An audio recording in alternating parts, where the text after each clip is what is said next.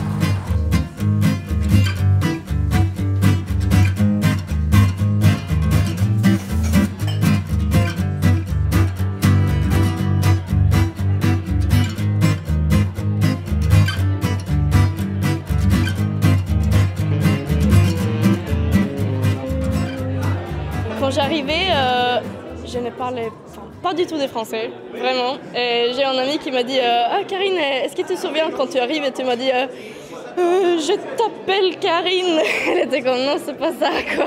J'ai vu comment c'était en France, et comment c'était dans l'école en France parce que c'était hyper différent que l'école en Suède.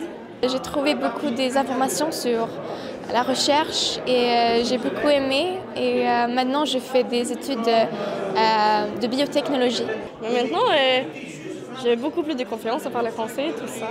Plus tard, je vais habiter en France, c'est possible. Meilleur souvenir, c'est le marché et surtout les crêpes au caramel beurre salé sur le marché. J'habite à Bruxelles, j'ai beaucoup de gaufres, mais il me manque de caramel beurre salé. Ça aurait été bien d'avoir sur le gaufre. Je m'appelle Émilie Eriksson et j'ai fait un an en France en 2003 et 2004. À la fin de l'année, je me sentais vraiment à l'aise avec le français. J'ai passé le bac oui, je me sentais vraiment intégrée dans le pays et avec les gens. Donc c'était vraiment triste de partir.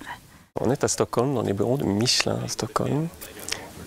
J'ai fait un an en France en 1997. Et depuis ça, ma vie a un peu tourné. Et du coup, je travaille pour une entreprise française aujourd'hui, qui est Michelin évidemment. Mon français n'était vraiment pas très bon. Je sentais qu'en apprenant que le français à l'école, je n'arrivais pas à vraiment progresser. Et du coup, il y a eu une opportunité, cette belle opportunité de partir avec un an en France. Et je l'ai fait. Je m'appelle Rasmus. Ça fait 18 ans. Je fais le programme à Thiers, près de Clermont-Ferrand. Tout le monde était très intéressant de moi. La Suède, c'est quoi? Parlez un peu de suédois. Rasmus, c'est quoi comme nom? Et des trucs comme ça. Ça, c'était le premier choc. Pour moi, c'était le choc pour eux. Je crois pour moi, c'était la première fois que j'ai vraiment compris qu'une culture, les cultures sont différentes. Je me souviens juste qu'il y a eu, j'ai vu un coussin qui est long et que je n'avais jamais vu de ma vie, qu'on n'utilise pas en Suède. Je crois que ça s'appelle un traversin. Et c'est ça qui est resté comme souvenir de mon premier jour là-bas. C'est une sorte de panique, mais qu'est-ce que je vais faire avec cet engin-là? Il faut qu'on essaye des huîtres, les huîtres. Moi, je le fais, et c'est un truc qu'on doit faire quand on est en France. C'était ma famille d'accueil qui voulait que le Suédois essaye des huîtres. Moi, je les trouve dégueulasses, complètement dégueulasses. Mais je suis un ambassadeur de la Suède, de ma famille, de moi-même. Donc, quand quelqu'un m'offre des huîtres. Et si c'est dégueulasse, on dit que c'est très très bon.